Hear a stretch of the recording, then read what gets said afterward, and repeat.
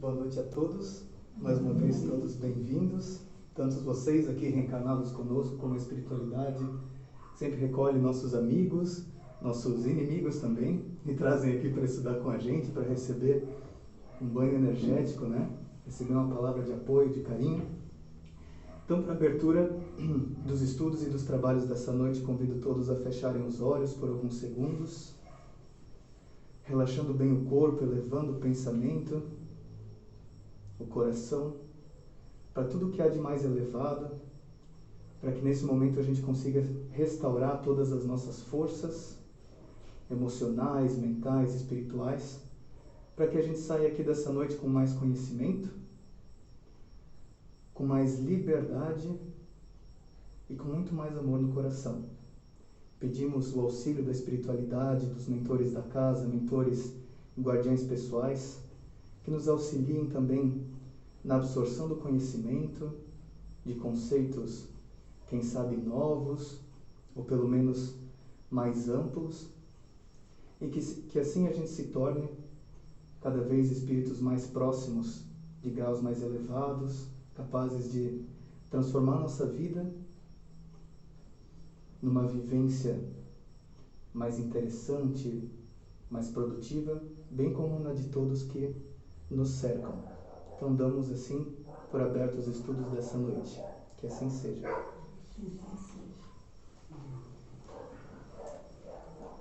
Boa noite a todos mais uma vez. Sejam bem-vindos, né?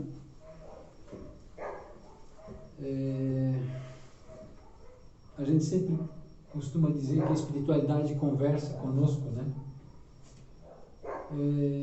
Mary, diz o número de 2 a 288. 38. 38. Para dizer que eu não estou manipulando o livro aqui, né? Uhum.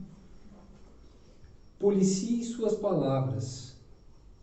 Evite termos impróprios, anedotas pesadas. Lembre-se de que tudo o que dissemos permanece em nossa atmosfera mental, atraindo aqueles que pensam da mesma forma e que passarão a formar o círculo comum em redor de nós. Não ofenda com palavras baixas os anjos de Deus, que se afastarão de você horrorizados. A boa educação se manifesta também através das palavras que partem de nós. Então nós somos o que nós pensamos. Vamos lá? Lembrando que se alguém tiver alguma dúvida, alguma pergunta, por favor façam. Se a gente não souber responder, a gente vai atrás da questão, da resposta. O Evangelho, a página 165, esbanjar a fortuna.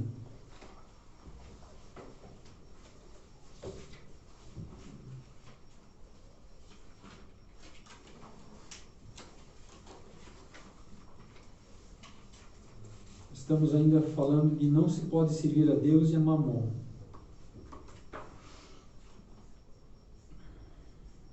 É o último parágrafo. Esbanjar a fortuna não é desapego aos bens terrenos, mas negligência e indiferença. O homem depositário desses bens não tem mais o direito de os dilapidar ou de os confiscar em seu proveito. A prodigalidade não é generosidade, mas, frequentemente, uma forma de egoísmo. Aquele que atira o ouro a mãos cheias para satisfazer uma fantasia, não daria uma moeda para prestar serviço. O desapego aos bens terrestres consiste em apreciar a fortuna pelo seu justo valor, em saber servir-se dela para os outros e não só para si, a não sacrificar por ela os interesses da vida fortuna, a perdê-la sem murmurar, se apraz a Deus, vou-la retirar. Se por reveses imprevistos vos tornardes um outro Jó, dizei como ele: Senhor, Vós ma havieis dado, vós ma havieis tirado. Que seja feita a vossa vontade. Eis o verdadeiro desapego. Sede submissos primeiro, tende fé naquele que vos, tendo dado e tirado, pode vos restituir. Resiste com coragem ao abatimento, ao desespero que paralisam as vossas forças, ou a vossa força. Não ouvideis jamais, quando Deus vos atingir, que ao lado da maior prova, coloca-lhe sempre uma consolação. Mas pensai, sobretudo, que há bens infinitamente mais preciosos que os da terra. E esse pensamento vos ajudará a vos desapegar destes últimos. O pouco valor que se atribui a uma coisa faz com que menos sensível seja a sua perda. O homem que se apega aos bens da terra é como uma criança que não vê senão o momento presente. Aquele que a eles não se prende é como um adulto que vê coisas somente.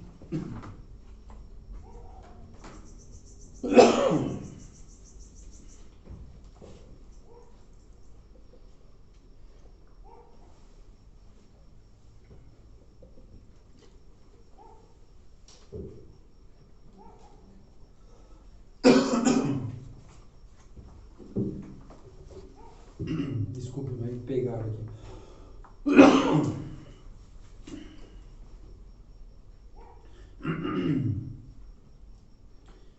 Me perdi aqui, mas vamos lá. O pouco valor que se atribui a uma coisa faz com que menos sensível seja a sua perda. O homem que se apega aos bens da terra é como uma criança, que não vê senão o momento presente. Aquele que a eles não se prende é como um adulto que vê as coisas mais importantes, porque compreende estas palavras proféticas do Salvador: meu reino não é deste mundo. Nós temos que compreender o seguinte: a riqueza, os bens na terra, eles são previstos pela espiritualidade maior, para que a humanidade possa evoluir cientificamente, materialmente, tendo mais conforto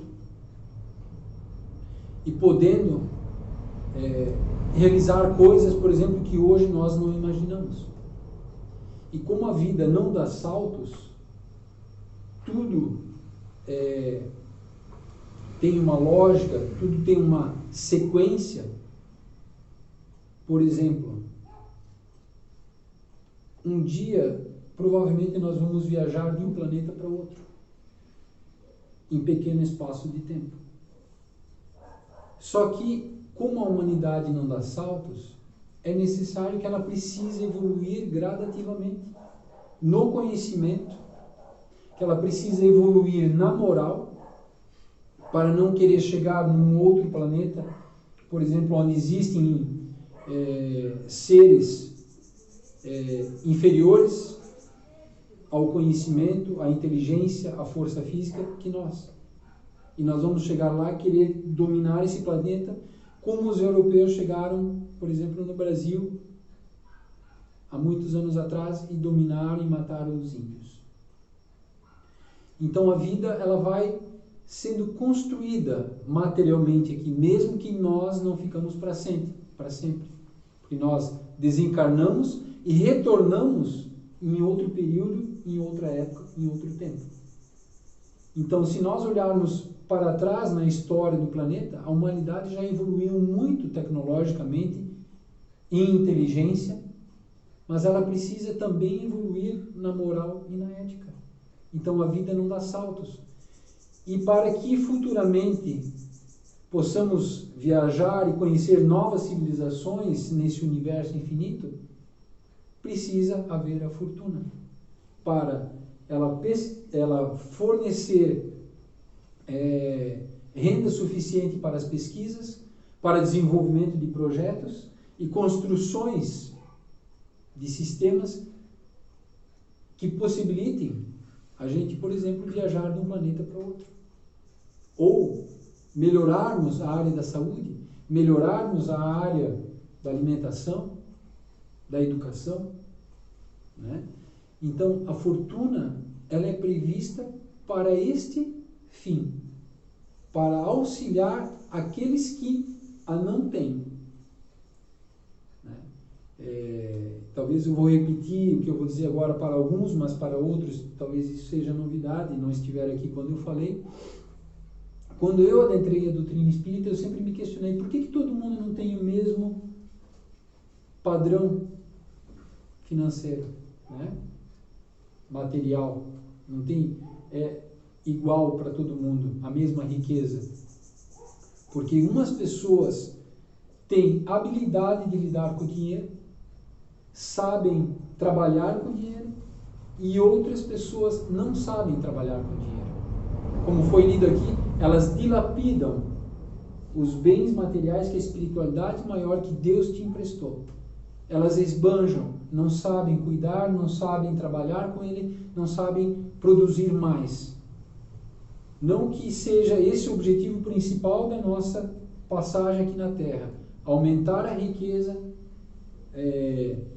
aumentar tesouros, na realidade é saber utilizá-los da maneira correta para que eles possam ser colocados à disposição de auxiliar os que não sabem trabalhar com ele ou que vieram desprovidos dele. Então, nada acontece por acaso em nossas vidas e no planeta Terra. A cada um é dado conforme suas obras. Então, aqueles que estiveram reencarnados em um período e usaram a riqueza de uma forma errada, gastaram fortunas para satisfazer as suas fantasias, gastaram fortunas para ostentar, para tripudiar em cima de alguém, na outra reencarnação, ela vai vir sem. Para que quando ela tenha novamente de volta a riqueza, o poder da riqueza, ela possa usar da maneira correta, com sabedoria, e não atingindo o que menos tem, ou o que menos tem em relação a ele. Né? Então, esse é o ponto da riqueza que nós temos que compreender. Ela é prevista por Deus, mas que seja usada para um bem maior e não para o meu bem, egoisticamente falando. Né? Vamos adiante.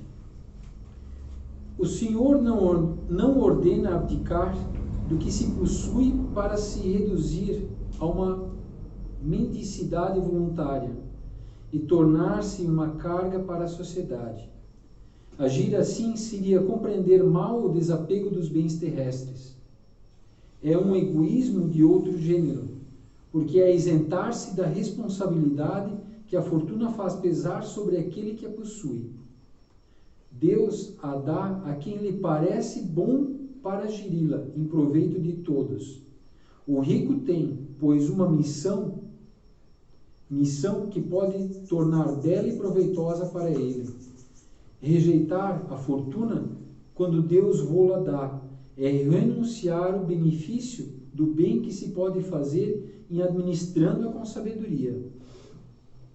Saber passar sem ela, quando não a tem, saber empregá-la utilmente quando a possui. Saber sacrificá-la quando isso é necessário, e agir segundo os desígnios do Senhor. Aquele a quem chegue o que se chama no mundo uma boa fortuna, diga a si mesmo: meu Deus, vós me enviastes um novo encargo. Dai-me a força de cumpri-lo segundo a vossa santa vontade. Vou começar pelo final desse parágrafo. Eu já falei, eu não vou dizer que eu ouvi, eu vou dizer que eu já falei, há muitos anos atrás, que se eu ficasse rico, ganhasse na Mega Sena, eu queria viver a vida numa boa. Viajar, né? Não queria mais trabalhar, enfim, resumindo, eu não queria ter responsabilidades. Quando eu digo eu quero viajar, não quero mais trabalhar, eu quero aproveitar a vida numa boa. Eu estou dizendo, nas entrelinhas, eu não quero ter responsabilidade. E justamente quem a recebe, a fortuna, recebe consigo uma responsabilidade muito grande de colocar e empregar ela da maneira correta. Que não seja só para si, seja em proveito de outras pessoas. E aqui fala justamente do desapego. O desapego não é se desfazer da fortuna, dizer, bom, estou desapegado à fortuna e vou esbanjar. Não. O desapego é não se tornar avarento.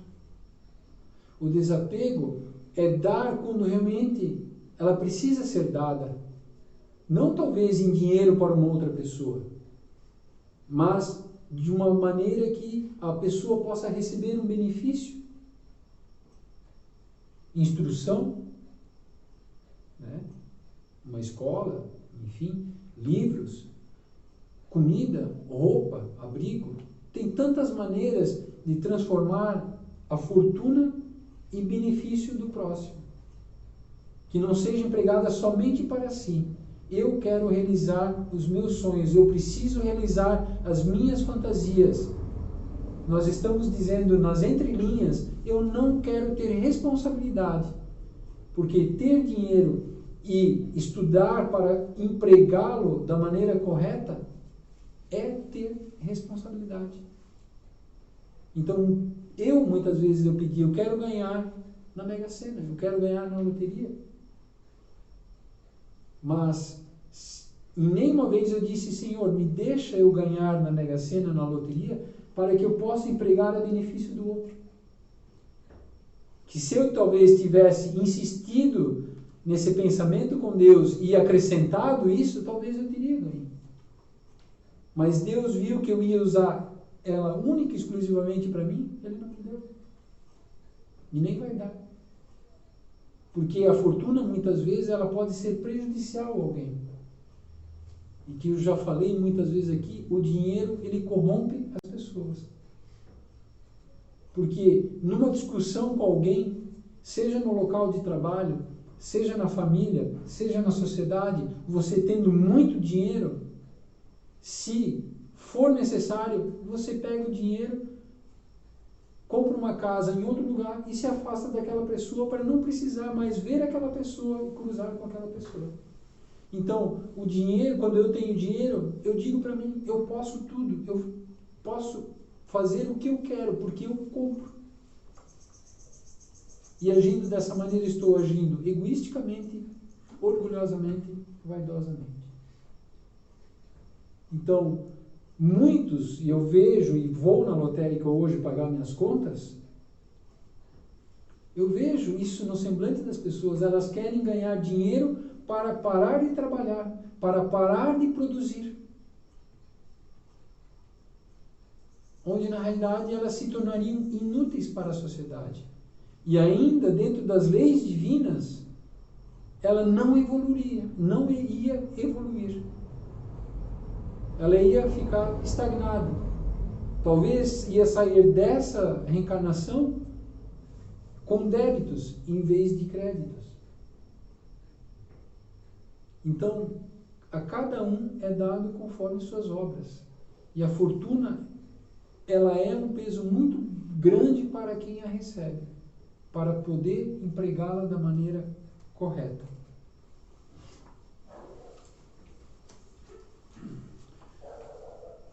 Eis, meus amigos, o que eu queria vos ensinar quanto ao desapego aos bens terrestres. Resumirei dizendo: sabei-vos contentar com pouco. Se sois pobres, não invejeis os ricos, porque a fortuna não é necessária à felicidade. Se sois ricos, não ouvideis que esses bens vos estão confiados e que devereis justificar seu emprego como sendo tutores. Não sejais depositários infiéis, fazendo-os servir à satisfação do vosso orgulho e da vossa sensualidade. Não vos criais no direito de dispor unicamente para vós daquilo que não é senão um empréstimo, e não uma doação. Se não sabeis restituir, não tendes mais o direito de pedir. E lembrai-vos de que aquele que dá aos pobres se quita da dívida que contrai com Deus. Lacordaire, Constantina, 1863. E parece atual essa psicografia. E foi feita há mais de 100 anos, 150 anos atrás. Então, Deus nos empresta.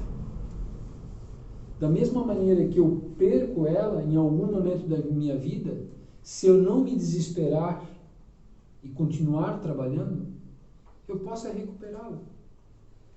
Porque nós estamos aqui na Terra para aprender, para nós desenvolvermos virtudes no sentido da moral e da ética. Até porque ninguém vai ficar vivo aqui para sempre sobre a Terra nesse corpo físico. Então tudo é transitório, tudo é passageiro, mas tudo é um ensinamento para nós. Desde que nós queremos aprender e não nos coloquemos como vítimas, como desgraçados e injustiçados por Deus. Deus me castigou. Deus não castiga ninguém. Deus ama todos, mas Deus quer nos ensinar a deixarmos de ser crianças espirituais para nos tornarmos espíritos adultos, para poder agir com sabedoria dentro daquilo que Deus me fornece todos os dias. Sejam os bens materiais, a inteligência, a saúde, enfim. Deus está nos emprestando. E quando Ele nos tira alguma coisa, é porque ali nós temos que aprender alguma coisa. E se nós nos interiorizarmos e fazermos uma prece para Deus, para Jesus, para o nosso anjo da guarda, no momento certo, na hora certa, a resposta virá para nós. Eles nos falarão através da nossa consciência o que nós temos que aprender, desde que nós queremos enxergar. Mas se nós não queremos enxergar, a resposta pode estar no outdoor, na rua, para que todos vejam. Eu vou passar por ali e não vou enxergar. Eu vou dizer, se fulano estivesse comigo para ler isso ali, é para fulano? Não, é para ti. Porque você está passando ali e você está lendo. Então, se nós não temos olhos de ver, a mensagem pode estar escancarada e nós não vamos enxergar.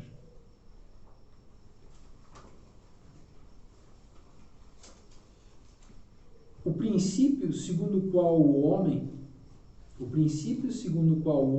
não é senão o depositário da fortuna que Deus lhe permite gozar durante a vida, tira-lhe o direito de transmiti-la aos seus descendentes? Kardec faz uma pergunta aqui. O homem pode perfeitamente transmitir depois de sua morte do que gozou durante a vida, porque o efeito desse direito está sempre subordinado à vontade de Deus, que pode, quando quiser, impedir seus descendentes de gozá-lo. É assim que se vê desmoronarem fortunas que pareciam solidamente estabelecidas. A vontade do homem em manter sua fortuna na sua descendência é, pois, impotente, o que não lhe tira o direito de transmitir o empréstimo que recebeu, uma vez que Deus o retira quando julgar conveniente. São Luís, Paris, 1860. Eu vou ficar preocupado a vida inteira de criar uma fortuna para repassar para os meus filhos. Isso é possível, como diz aqui? É possível. Só que, em vez de você passar se preocupando uma vida inteira em manter a sua fortuna para passar para os seus descendentes, não seria melhor você empregá-la da maneira correta, não esbanjando, e ensinar os seus descendentes a moral e a ética para que eles possam adquirir a sabedoria de conquistar a sua fortuna, a sua maneira, e não ganhar tudo de mão beijada? E isso eu aprendi na minha vida. Tudo que alguém ganha de mão beijada não valoriza. no fundo acaba esbanjando, dilapidando a fortuna. Eu já vi isso. Pessoas que ganharam bens materiais de graça e acabaram quebrando, estragando, perdendo, deixando roubar, sendo negligentes com esse bem que receberam.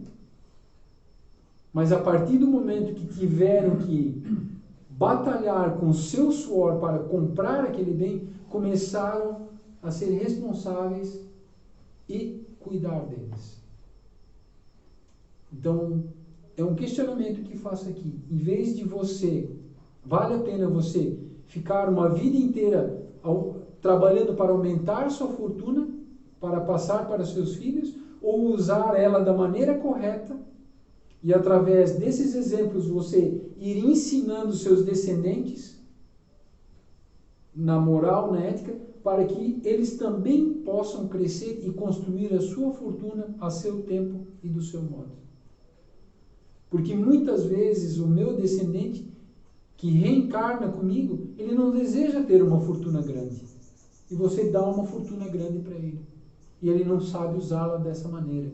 Onde ele deseja é ter alguém que ensine ele na moral e na ética a saber caminhar nesse mundo de injustiças, nesse mundo de dores, nesse mundo de tristezas, a saber superar obstáculos, a superar desafios, do que ganhar a fortuna e dizer agora te vira, filha.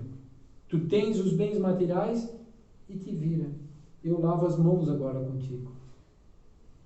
E lá na frente ele se perde a fortuna e muitas vezes ainda cai no suicídio. Porque não teve um exemplo dentro de casa que ensinasse a ele a superar desafios e obstáculos, onde muitos acham que o dinheiro compra tudo. Lê do engano. O dinheiro pode comprar bens materiais, mas não compra paz de espírito, não compra respeito, não compra disciplina, não compra educação ou qualquer outra coisa nesse sentido. Então, infelizmente, ainda muitos na sociedade acham que dinheiro compra tudo, inclusive o lugar no céu, que há séculos atrás, a religião vendia um lugar no céu.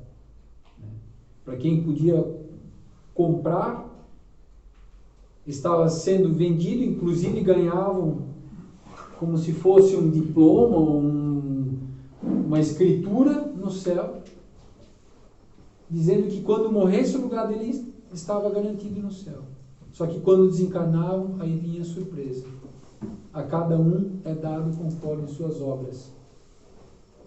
E aí, às vezes, aqueles que achavam que ia para o céu, iam para o inferno. Figurado, lógico.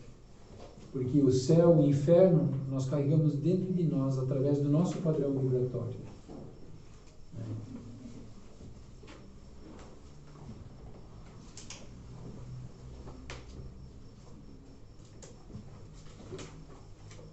Interessantemente, parece uma coisa bem materialista, né? Esse pensamento de passagem.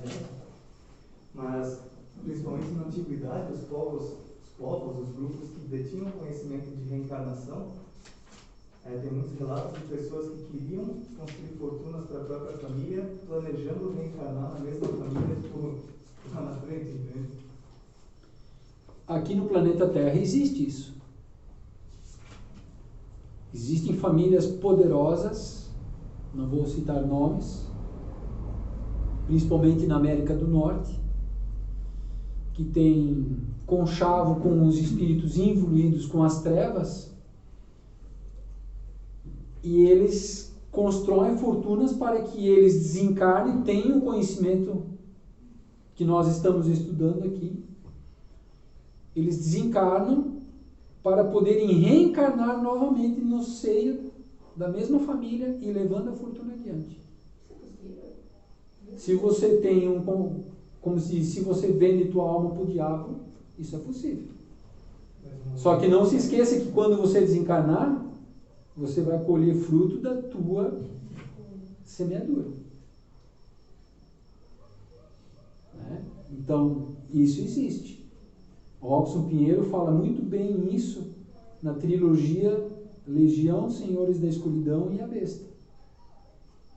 Que tem famílias poderosas que dominam o planeta Terra, ditam regras, criam guerras, criam epidemias, criam crises, para que eles possam continuar aumentando a fortuna, desencarnar e futuramente reencarnar novamente nessa família. Só que tudo isso tem um preço, e Deus permite até certo ponto.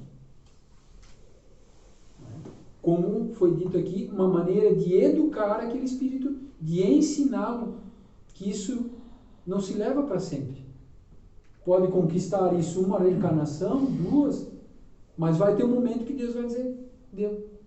Agora nós vamos conduzir você para um outro lugar que você precisa aprender. Você brincou, que chega. Você foi criança, que chega. Né? Agora você precisa crescer como um espírito e se tornar adulto. Então eu vou te conduzir para um outro lugar. Então Deus, Jesus, está observando tudo. Ele permite isso acontecer para que essa fortuna no futuro que eles criaram seja usada a benefício da humanidade. Justamente daqueles que eles escravizaram, torturaram, subjugaram. Então, aí entra uma das leis de Deus em ação, que é justamente a lei da causa e efeito, ação e reação. Tudo que eu faço, um dia eu recebo de volta. Então, se um dia eu fui prejudicado, eu fui roubado, não injustamente, para um aprendizado, como nós acabamos de ler, eu possa, numa outra reencarnação, receber de volta aquilo que me foi roubado. Como um herdeiro, neto, bisneto, venho reencarnar naquela família que me roubou. E a fortuna vem de mão beijada para mim. Então, segundo o Espiritismo, há um ser superior, que é o que seria denominado diabo, segundo o Espiritismo? Não existe, né? O diabo não existe. Né? O que na realidade existem são seres, seres de uma inteligência muito grande, tá? Maior que a nossa, intelectual, e eles usam isso para maldade. Mas não existe o ser, tipo, nem entre Deus e diabo? Não. Não existe isso. O diabo, a palavra diabo, para nós compreendermos, e aí eu comecei a perder o medo do diabo, e o diabo para mim não existe, foi quando me falaram que a palavra diabo ela vem do grego, daimon. E o verdadeiro significado da palavra daimon significa gênio. Ponto final. Sábio até também. Que usa isso para o mal. Pode ser para o bem e para o mal. Só que a igreja lá atrás, há milênios atrás, há séculos atrás, resolveu dominar as massas, as pessoas, a população, botando medo. Criando um ser poderoso igual a Deus, né? E dizendo, se você não fizer o que nós falamos, o que a igreja diz, o diabo vai te pegar e você vai arder no fogo do inferno. E aí as pessoas contribuíam financeiramente, comprando lugares no céu, com medo de que o diabo as pegasse. Só que se isso hoje fosse falado abertamente, muitas seitas, muitas religiões acabariam. Porque as pessoas iam sair de lá porque elas perderiam o medo. E saberiam que elas sozinhas, através das suas atitudes no dia a dia, seja na família, seja na sociedade, ela sozinha vai poder construir o seu céu, o seu espaço no céu. Que é o quê? Uma dimensão onde existem espíritos puros, espíritos benfeitores, onde só existe o bem, não existe o mal. E o inferno é justamente uma dimensão onde existem todos aqueles espíritos que praticaram o mal e gostam de fazer o mal. Esse é o inferno. E se isso tudo fosse falado abertamente nas religiões, muitas delas fechariam as portas. Então elas dominam através do medo.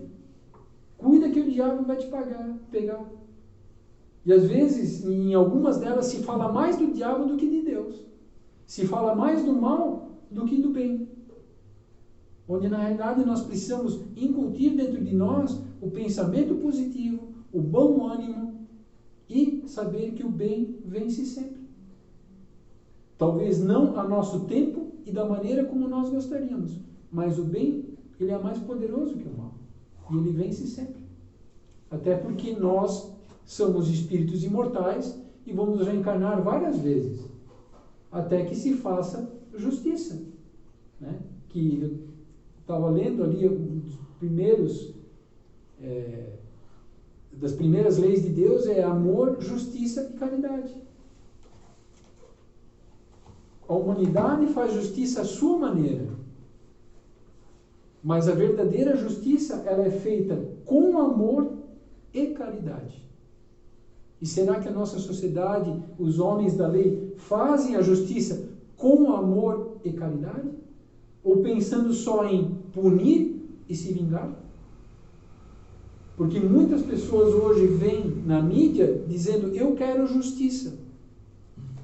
Mas será que essa justiça que ela tanto fala não está camuflada de eu quero vingança? Eu quero que essa pessoa sofra? Eu quero que essa pessoa morra? Então, quando a nossa sociedade evoluir verdadeiramente no amor e caridade, aí estaremos realmente sendo justos para com todos. E esse demônio desaparece. Ele não existe. O que existe são espíritos muito evoluídos, intelectualmente, que usam essa inteligência para o mal. E foi nas obras de Robson Pinheiro, não sei se isso realmente é verdade ou não, mas foi a melhor explicação que eu achei para o número 666, que é denominado como o número do diabo, do demônio. Há muitos milênios atrás, de um outro planeta, foram expulsos 666 espíritos de uma inteligência acima da nossa média, só que faziam um mal. E foram trazidos para o planeta Terra. Está na Bíblia também. Entende?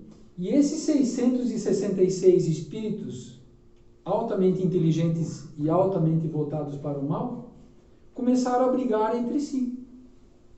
E criaram, até inclusive, no início, uma congregação denominada Concílio dos Dragões, que é o símbolo da maldade. E por que o dragão?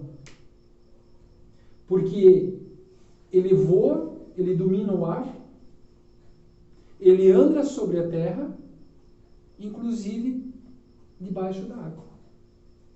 Então ele domina os 3 nossos planos: debaixo da água, na terra e no ar. E por isso que eles denominaram o Concílio dos Dragões. Só que esses 666 espíritos, aos poucos, alguns deles, ou até hoje, atualmente, segundo Robson, muitos deles reencarnaram. Uns se arrependeram do que fizeram, outros tiveram que reencarnar, e atualmente ainda existem 7. Existiam acho que 8. Só que o número 2 na hierarquia foi capturado por Anjo Miguel e foi, enfim, encaminhado para a reencarnação. Então parece-me ainda que existem 7. Desses 7, cada um deles domina uma área da inteligência. Um é o senhor da guerra, outro é o senhor da tecnologia, outro é o senhor da diversão, mas tudo voltado para o mal. E não para a evolução dos seres humanos na ética e na moral. Então foi até hoje a melhor explicação que eu achei para esse número 666. Não sei se é verdade, mas é uma bela explicação. Dentro da lógica, né? E, enfim, vamos adiante. Só deixa eu anotar aqui ainda que eu estava anotando.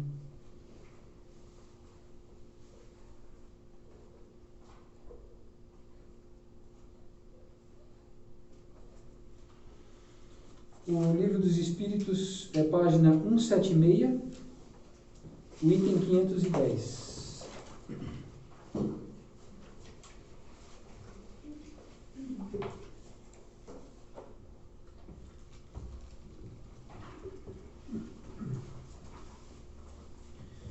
aqui nós estamos falando sobre a intervenção dos espíritos no mundo corporal. Kardec pergunta, no item 510, quando o pai que vela pelo filho vem a reencarnar, vela ainda por ele? Isto é mais difícil, a resposta, né? Mas ele convida, no momento de desprendimento, um espírito simpático para o assistir nessa missão. Aliás, os espíritos não aceitam senão missões que podem cumprir até o fim. O espírito encarnado, sobretudo nos mundos onde a existência é material, está mais submetido ao seu corpo para poder ser inteiramente devotado, quer dizer, assistir pessoalmente. Por isso, aqueles que não são bastante elevados são, eles mesmos, assistidos por espíritos que lhes são superiores, de tal sorte que, se um falta por uma causa qualquer, é substituído por um outro.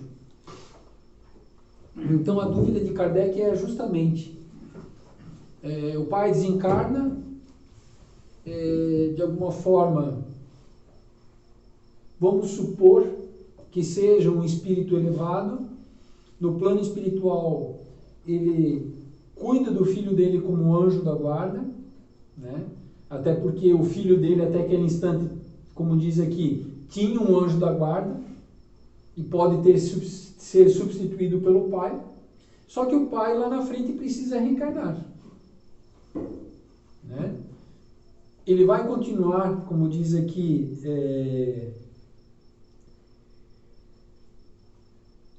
velando pelo filho? Não, isso é mais difícil, como diz aqui. Por quê? Quando nós reencarnamos, nós viemos com o véu do esquecimento. E o pai dele reencarnando, ele vai esquecer que o filho dele, ou quem era o filho dele na outra vida. Ele pode trazer, de alguma forma, essas lembranças na sua mente, ele não esquecer tudo? Pode.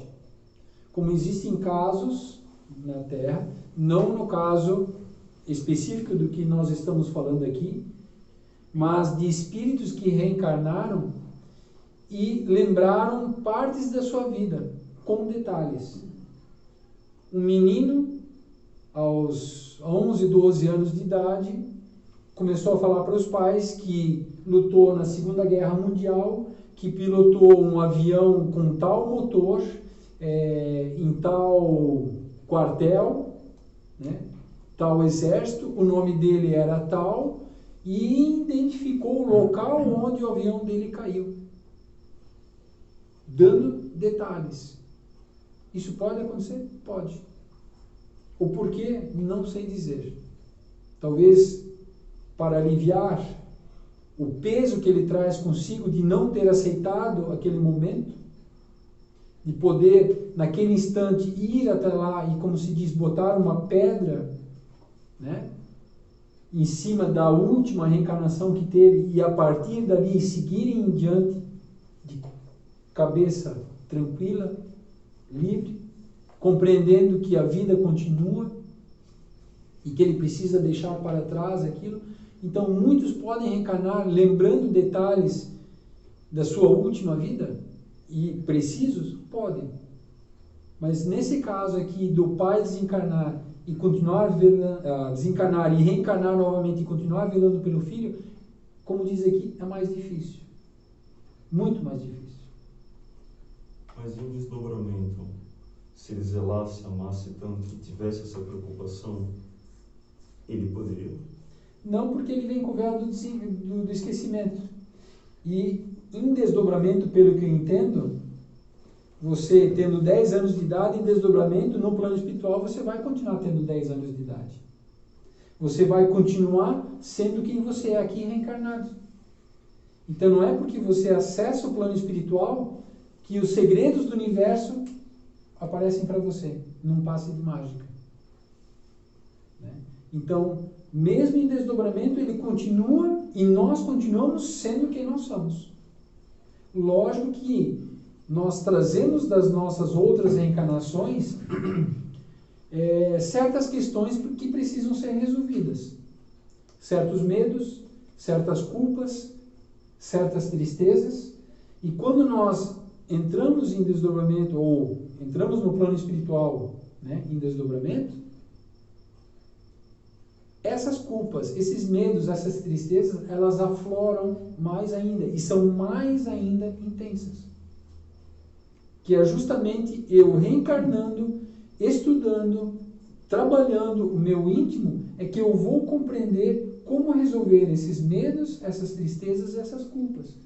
Que aí eu vou resolvendo isso intimamente comigo, para que depois eu retorne ao plano espiritual e possa deixar esse pedaço da minha vida para trás. Então esse é o objetivo da reencarnação. Nós resolvermos aquilo que nos perturba, aquilo que nos incomoda.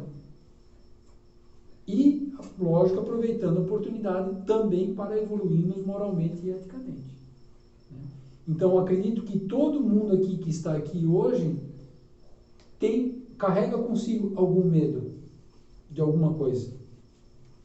Carrega consigo, talvez, alguma mágoa, mas não consegue identificar de onde é que vem esse sentimento e, muitas vezes, aflora em mim em determinada circunstância. E isso também nós podemos traduzir para culpa, que às vezes já aconteceu comigo.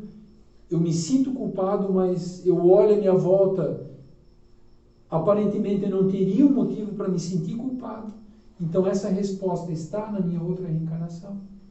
Entende? Então a gente reencarna, vem com o véu do esquecimento, e quando a gente entra em desdobramento, a gente continua sendo aquela personalidade daquela reencarnação.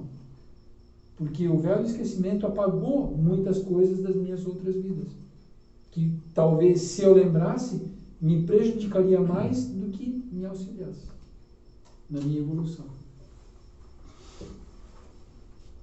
511. Além do espírito protetor, um mau espírito é ligado a cada indivíduo, tendo em vista compeli-lo ao mal e fornecer-lhe uma ocasião de lutar entre o bem e o mal? Ligado não é o termo. É bem verdade que os maus espíritos procuram desviar do bom caminho, quando encontram oportunidade. Mas quando um deles se liga a um indivíduo, o faz por si mesmo, posto que espera ser escutado. Então, há a luta entre o bom e o mal, e vence aquele que o homem deixa imperar sobre si. Vou contar primeiro aquela, acho que todo mundo já ouviu aqui. O discípulo perguntou ao mestre: Mestre, você sempre disse que nós temos o lobo e o cordeiro dentro de nós, o lobo e a ovelha dentro de nós, e que eles estão em verdadeiro conflito, verdadeira guerra. Quem é que vai vencer esta guerra, mestre? E o mestre olha ao discípulo e diz: aquele que você alimentar. Então, o bom e o mal, o bem e o mal, eles estão dentro de nós. E vai crescer aquele dentro de nós, aquele que mais nós alimentarmos. De que maneira? Pensamentos, atitudes, né? Aquilo que nós procuramos diariamente, seja leituras, seja vídeos. Se eu sou uma pessoa que me esforço para ser útil, ou quero ser uma pessoa preguiçosa, ociosa, não quero ter responsabilidade, não quero ter comprometimento com nada, é isso que, através dessas atitudes, é que nós vamos alimentar o lobo ou a ovelha que está dentro de nós. E vai vencer aquele que mais nós alimentarmos. Não sei se vocês sentiram também, mas eu senti uma segunda intenção de Kardec na pergunta, que é tipo, saber se é a espiritualidade superior que liga o espírito mal à pessoa. Sim, eu ia chegar lá. Mas querem completar? Pode comentar. Né? É isso mesmo que eu percebi na pergunta. Assim. É que Kardec, justamente na questão, aqui eu comecei de trás para frente explicando ela, Kardec queria saber se é Deus mesmo que coloca um espírito ruim do nosso lado para nos testar, para fazer a gente evoluir na marra, né? Ou como é que isso acontece, né? Então, se hoje nós temos os nossos obsessores, né, que são espíritos que querem nos fazer mal e querem ver a gente caindo no chão, escorregando na casca da banana, sendo derrotado, seja lá que termo que usarmos. Ele está ligado por nós porque ele quer. É por opção dele. E nós temos que ter ciência de uma coisa. Se esse espírito que hoje é um obsessor nosso, ele está ligado a nós porque ele quer, né? E quer nos fazer mal, não é por acaso. É que em alguma reencarnação lá atrás, ou nós fomos amigos, ou pelo menos conhecidos. E que devido ao meu orgulho, o orgulho dele, ao meu egoísmo, ou o egoísmo dele, ou vaidade minha, ou vaidade dele, nós brigamos, discutimos. E alguém fez mal a alguém e não perdoou. Eu reencarnei e ele não. Então, ele, como está no plano espiritual, me persegue e tenta fazer o meu mal. Fazer mal para mim. Só que os papéis lá na frente podem se inverter. Eu vou desencarnar e aí vou identificar que ele é meu obsessor, muitas vezes, ou algumas vezes posso identificá-lo, e ele vai ter que reencarnar. E aí eu estou no plano espiritual e começo a ser obsessor dele porque eu quero me vingar da minha última reencarnação que ele ficou me atormentando. Então, uma hora eu sou o perseguidor, outra hora eu sou perseguido. Mas é ciclo sem fim. Não tem perdão em nenhum momento. A não ser que um dos dois resolva perdoar. E o verdadeiro significado do perdão é que não é que eu concorde com o que você fez e nem te absolvo do que você fez. Mas o verdadeiro significado do perdão é eu me livrar de você. No sentido de me afastar de ti, entende? Compreender a situação e entregar na mão de Deus, porque Deus, através das suas leis, né, é que vai agir sobre o agressor. Mas se tem mágoa, não é perdão. Mas o perdão também não se dá de uma hora para outra. Né? Vai acontecendo aos poucos. Né? No livro até que eu e o Renato a gente está lendo, tem alguns casos de obsessão que assim, né, que fica... Uma hora um persegue, outra hora o outro persegue. E aí, então, fica esse looping, né? Sim. E até, então, tem um rapaz que entrevista esses espíritos, né, o obsessor, o obsediado, vice-versa, e ele pergunta o que fez parar. E a resposta é quase sempre assim, a gente cansou. Tipo, eu perdoei para, tipo, me livrar. Sim. E aí, a partir disso, então, começa a treinar o verdadeiro perdão, sim, né?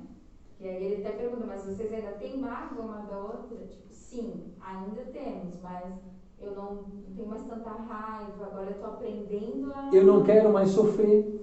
Porque, na realidade, o obsessor, ele também sofre. Porque ele fica revivendo aquele instante, aquele momento que causou a briga, a discussão, durante 50, 100, 150, 200, 400, 500 anos. Ele fica vivendo também aquela agressão e ele fica sofrendo. E quando ele compreende que, me deixando seguir em paz, ele também fica em paz. Ele também fica em paz. Né? É que a gente carrega dentro de nós que, se eu te perdoar, eu vou estar concordando com o que tu fez. Eu vou estar te absolvendo do que você fez. Não. Esse não é o verdadeiro significado do perdão. A sociedade nos coloca isso de uma maneira assim, perdoar é coisa de fraco. Se eu fosse você, eu dava na mesma moeda. Né? Fantasiosa, né? que é assim, então pronto, agora é mil amores, passarinhos cantando. Tipo. Não existe isso. Mas o verdadeiro perdão significa: eu não quero ficar mais remoendo e vivendo aquele instante durante 100, 200, 300, 500 anos. Então eu vou te deixar aí em frente e eu vou seguir minha vida. Carrego mágoa, sim, mas isso o tempo lá na frente vai... Água até o Uber, né? Mas vai embora. Exatamente. Né? O tempo lá na frente vai se encarregar. De que maneira? Os dois reencarnando junto, na mesma família. Ou trabalhando junto, ou estudando junto. E os espíritos só vão ficar juntos o tempo necessário para poderem se perdoar. Por isso que muitas vezes pessoas entram em nossa vida, ficam um tempo na nossa vida e depois desaparecem. É para que talvez a gente possa se relacionar, mostrar por as leis universais que eu perdoei ela em relação a outra vida, que eu não carrego mágoas. E quando isso acontece, ela segue o caminho dela e eu sigo o meu. Então por isso que entram pessoas na nossa vida e ao mesmo tempo elas saem e desaparecem.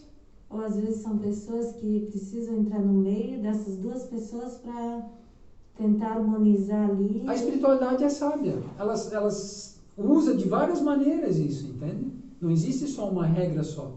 É que as pessoas têm muito sentimento. Eu digo por mim, né? Eu sempre pensava que a partir do momento que eu perdoasse uma pessoa, voltaria a ser tudo o que era antes. O que eu tinha lá atrás, antes com a pessoa, eu só teria perdoado ela se voltava a ter lá atrás o que eu sentia. O que está lá atrás, está lá atrás, já foi. E hoje eu entendo que não. Que simplesmente é o fato de ela não me incomodar mais. Da presença dela não me incomodar. Do Sim. que ela está fazendo não me incomoda. Ela E segue desejar a felicidade dela. Ela segue a vida dela e eu sigo a minha, pronto. Sim. E desejar a felicidade para ela. Porque se ela for feliz, ela vai esquecer de ti. Agora, se ela for infeliz, ela vai culpar você pela sua infelicidade. É aquele sempre ciclo, né? Pode falar. É aquele ciclo que sempre volta. A pessoa acaba voltando na tua vida, ou para te cobrar alguma coisa, ou para, né? Tá sempre ali de novo, daí automaticamente você remói tudo que aconteceu de novo. Sim. E fica naquela... Naquele ciclo vicioso. É.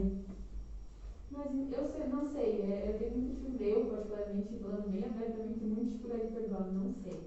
É uma coisa que eu tenho que realmente praticar. Mas todos nós somos assim. Mas tem gente que consegue ser fácil.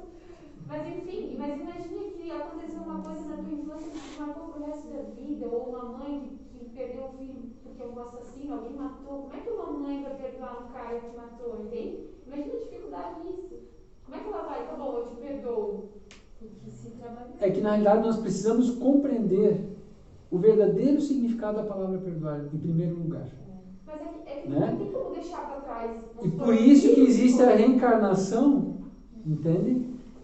Para que nós possamos compreender que nada nos acontece injustamente ou de graça. Entende? Então, se aquela pessoa me agrediu, talvez eu tenha agredido ela em outra vida. E ela reencarnou, trazendo isso no inconsciente, porque nós, justamente, quando vem uma pessoa nova na nossa vida, muitas vezes, ou a gente gosta dela, ou a gente diz, meu santo não cruzou com o dela. Por que será que teu santo não cruzou com o dela, já que vocês estão se vendo pela primeira vez nessa vida agora? Será que não tem alguma coisa no inconsciente que você está percebendo através da energia, alguma coisa, sei lá, né? O olhar, alguma coisa inconscientemente, você está dizendo, opa, essa pessoa é perigosa. Né? E só que eu não consigo traduzir isso conscientemente a fatos palpáveis para mim, entende? Como entre uma pessoa que eu digo, nossa, eu poderia ficar com essa pessoa o dia inteiro, é maravilhosa.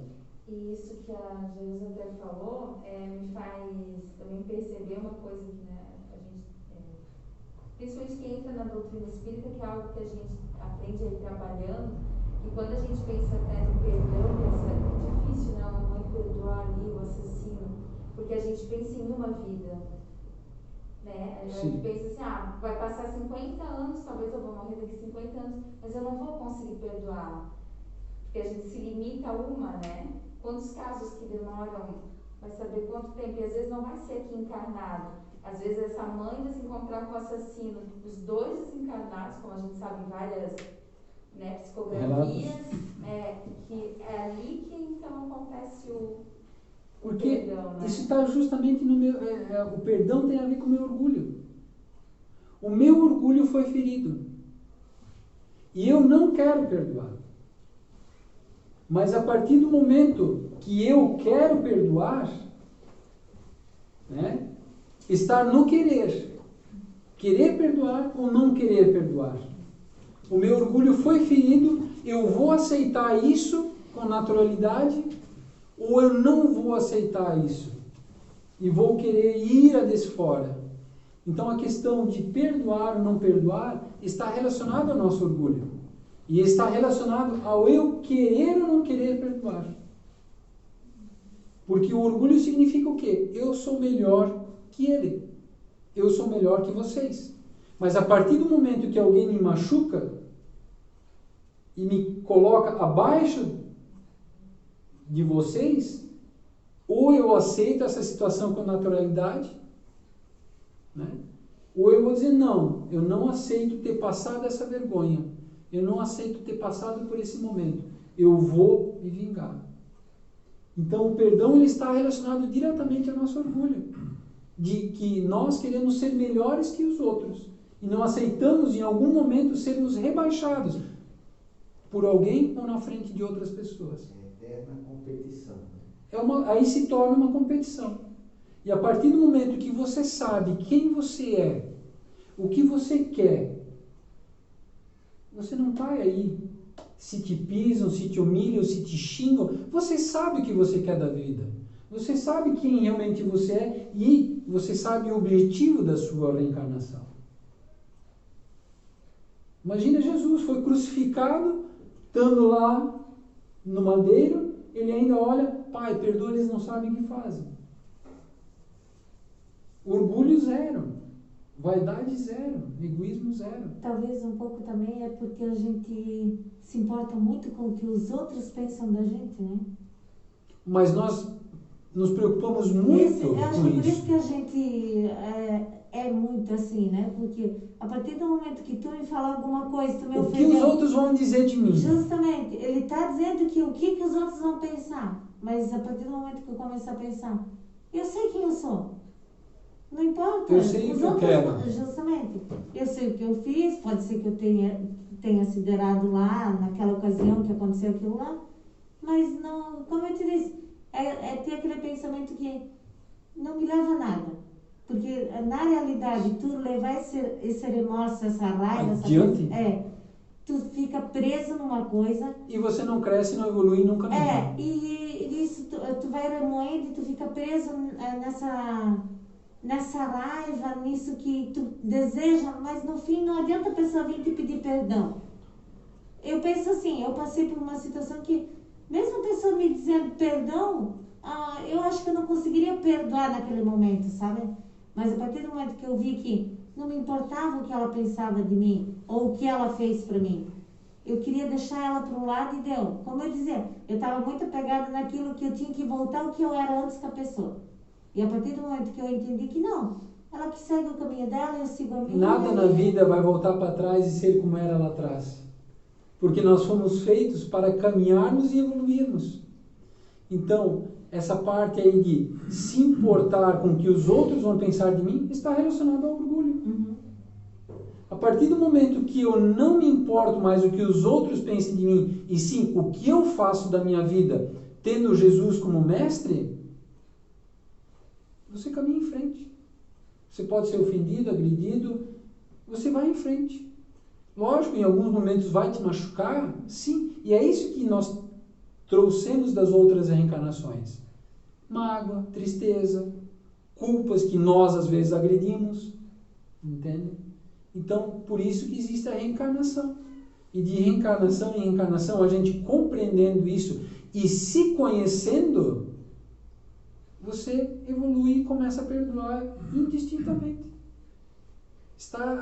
O perdão está relacionado ao nosso orgulho. E quanto mais nós queremos ser bonzinhos para os outros e nos preocuparmos com o que os outros falem, mais dificuldade nós vamos ter de perdoar. Acho que ficou claro?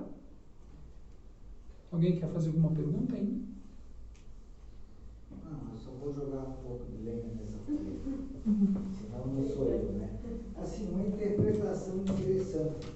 Para vocês verem como o que a gente passa em uma encarnação significa tão pouco para o que é a nossa vida como espírito.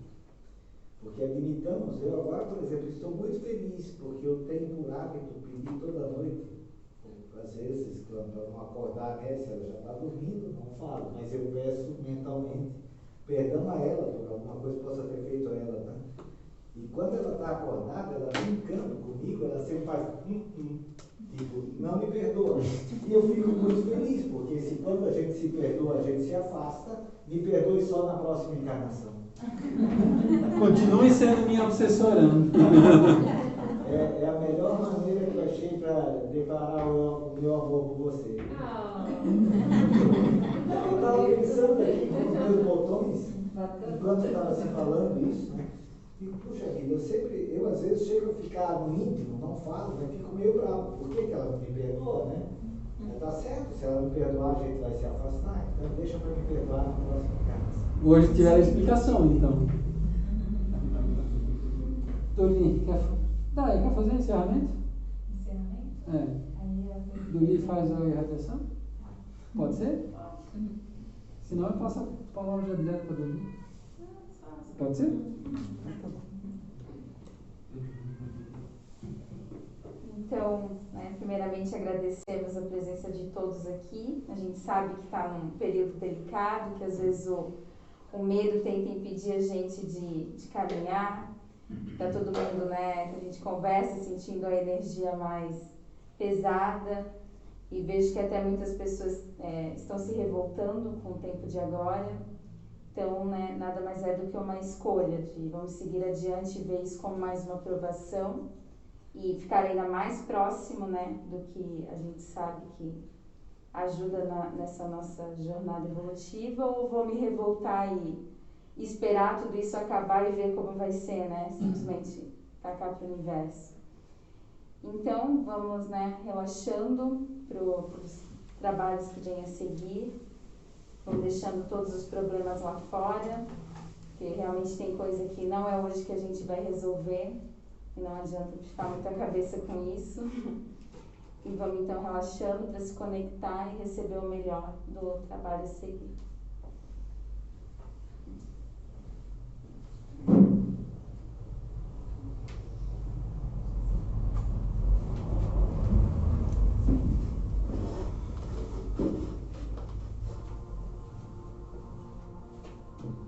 Tá bom, vamos.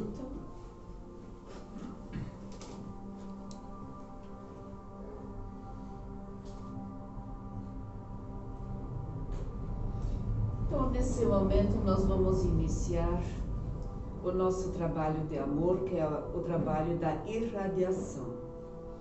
Nós vamos iniciar hoje com a irradiação e vamos fazer o passe coletivo no final. Aí os obreiros da casa depois levantarão para passar o passe coletivo, que como no momento não podemos fazer ainda a nossa fluidoterapia, então vamos daí no final fazer hoje então aquele passe em conjunto no final, né? Então nesse momento nós vamos criar a nossa grande corrente de amor. Vamos mentalmente imaginar nos dando as mãos e que cada mão é uma parte dessa corrente, juntamente com o mundo espiritual que também está entre nós, os bons espíritos, Jesus, os nossos mentores dessa casa, todos estarão conosco fazendo essa grande corrente de amor para fazermos a nossa irradiação. Vamos colocar também nessa corrente muita energia boa, desejar do fundo do nosso coração, da nossa alma, o bem para todos que nós vamos mencionar. Vamos também imaginar uma gota de bálsamo curativa para todos. Vamos começar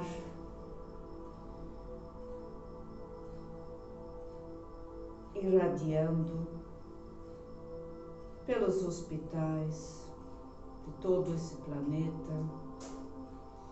Vamos irradiar pelos enfermos que ainda se encontram com essa pandemia. Vamos irradiar, imaginando-os melhorando. Os que se encontram nas UTIs ou nas enfermarias. Vamos imaginar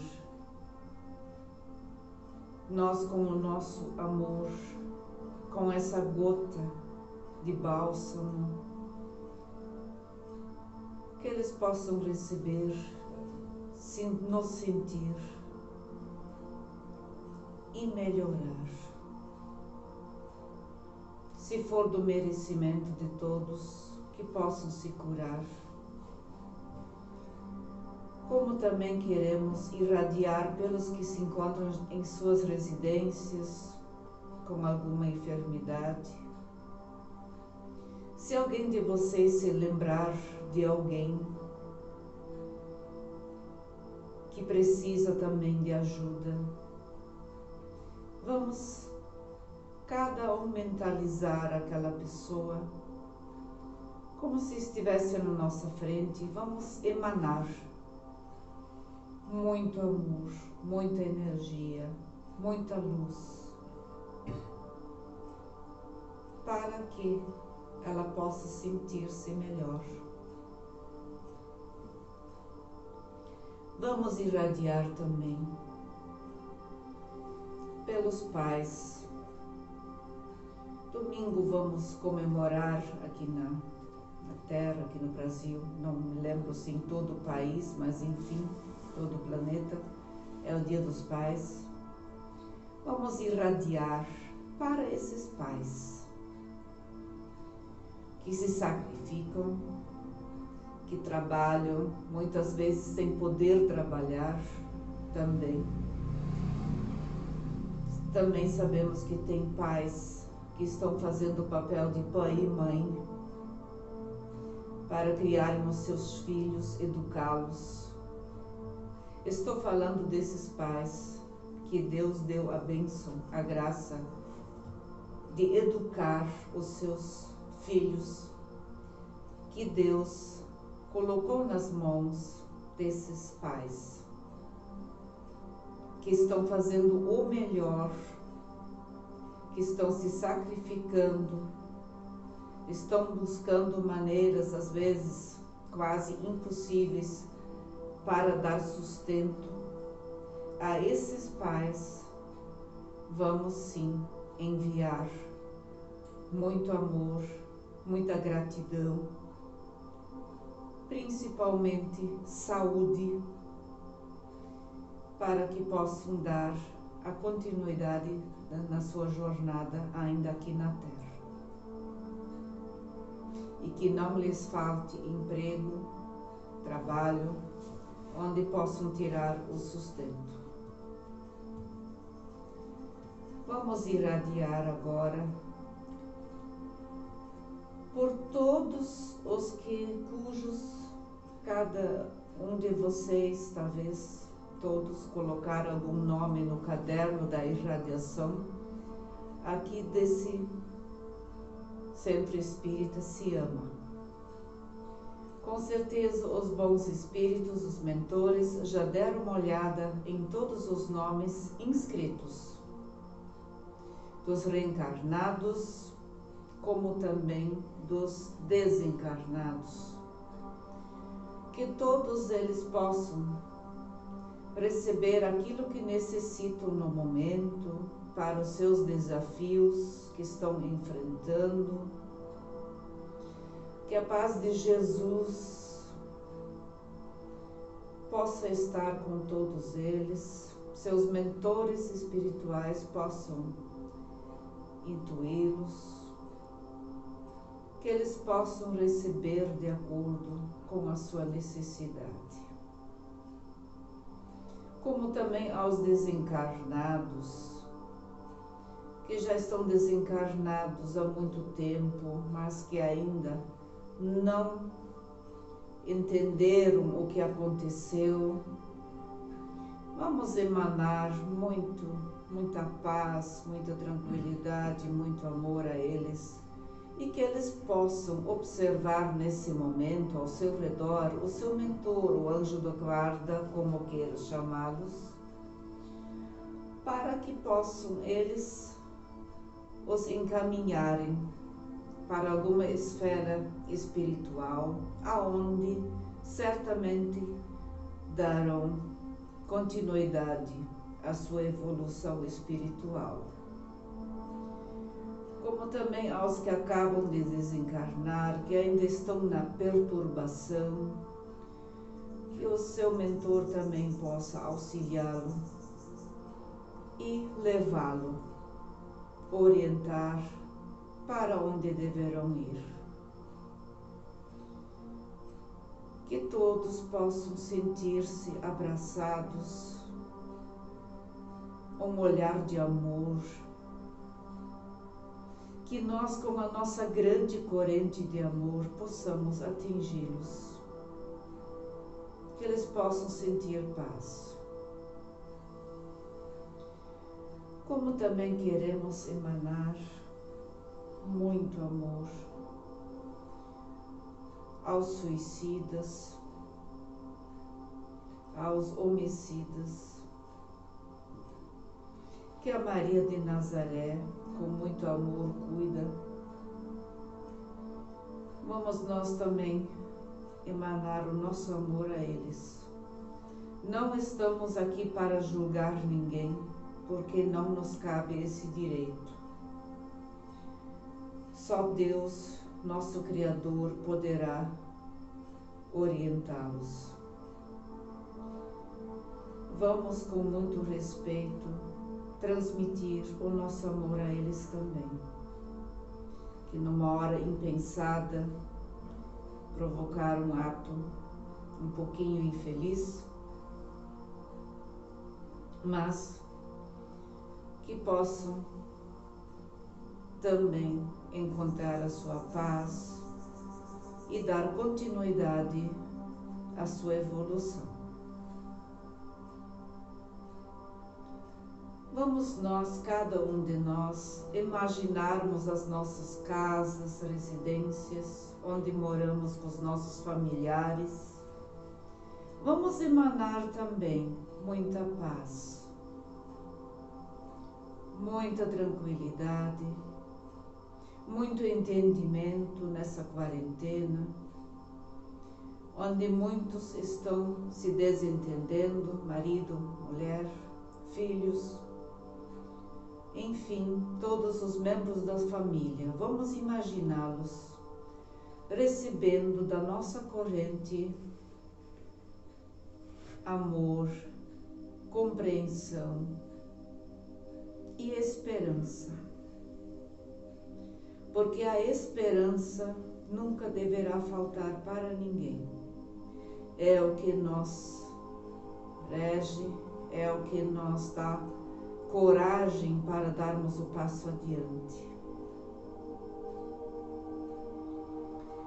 E sendo assim, nós vamos então, nesse momento, ainda envolvidos com essas energias, com essa tranquilidade, com essa paz, vamos, os obreiros, se prepararem para enviar a todos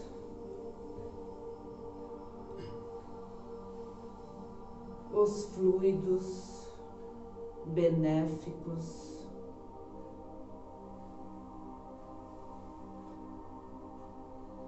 as energias fazendo uma renovação total no nosso corpo físico, na nossa alma, no nosso perispírito. Uma verdadeira transfusão do sangue, eliminando, ao inspirar, vamos levar energias boas. E quando nós colocarmos o ar para fora, vamos jogar para fora todas essas energias e fluidos cansados, as células cansadas. Vamos todos nós nesse momento agradecer a nossa saúde, das nossas células, do nosso organismo, sejam as menores, as maiores, das concentrações. Vamos imaginar irradiando o amor de Cristo nelas, curando-as. Vamos mentalizar as nossas células do nosso corpo se renovando, as velhas sendo substituídas pelas novas, para o benefício da saúde nossa. Vamos agradecer por estarmos aqui nesse momento, por sermos abençoados pelo mundo espiritual, por Jesus. Vamos agradecer a Deus, nosso Criador, que somos perfeitos, que podemos pensar, que temos liberdade, que temos alguém na nossa vida. Vamos agradecer pelo alimento que temos, a água que bebemos, o ar que respiramos. Vamos agradecer pela máscara que nos protege do momento que estamos atravessando. Vamos agradecer aos médicos. Vamos agradecer toda a equipe da enfermagem, da saúde, por não medirem esforços para atender ninguém. Que eles estão à disposição, muitas vezes, 24 horas por dia. Vamos mentalmente enviar-lhes um grande agradecimento com essas energias, com esses fluidos. E sendo assim, vamos voltando e vamos agradecer por esse momento, pelos estudos de hoje, por tudo que aqui hoje ouvimos, e vamos seguir com isso e com Jesus durante toda a semana, até a semana que vem. Que assim seja. Sim, sim.